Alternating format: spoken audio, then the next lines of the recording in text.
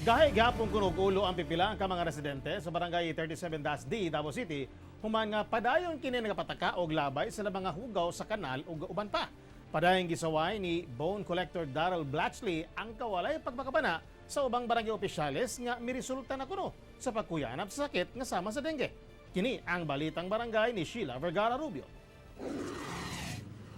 Sa lugar asa dayag ang pahibalo nga bawal magtapon ng basura, nagtapok usab ang daghang silupin nga dunay basura nga wala nakasegregate.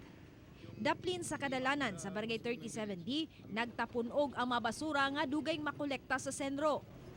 Dugay na kining ginareklamo ni Bone Museum Collector Daryl Blatchley apan daghang gahi ug ulo. Nagtinabangay na kuno sila sa mga personay sa Ancillary Services Unit ug limpyo apan ginalabayan gihapon ang kanal. Ulaw kuno sa mga bisita sa syudad karong kadayawan ang kawalay disiplina. Kutob karon wala sila public apology, wala sila pag-resignation, kay klaro kayo dili kaya sa iyang trabaho. Karon adlaw, August 6, wala pa disiplina gyapon. Sige paglabay mga tao, mga lugar na na-posted bawon ng labay basura, mga kanal sige pagpuno sa mga basura.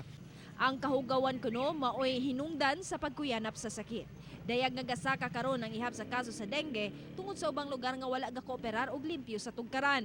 Ulaw kayo kung naay mga tao gikan sa gawas pagsulod sa Davao City parang kadayawan natanaw sila murag damak og way disiplina mga tao.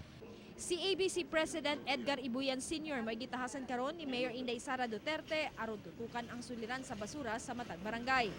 Gipatawag na kuno ni Ibuyan ang mga opisyalis sa Barangay 37, 39, 76 ug uban pa. Nagsugod daw sab kuno sa clean up drive ang kapin 300 ka mga personahe. Naay kuta si Congressman Pulong nga 333. So gideploy na to sa nanayang barangay katong mga effective barangay to bitong barado na gyud nga kanal. So first din na karon. So mo ton nakiktapo ko sa aso kay para mo request og kanang bakho o dump truck.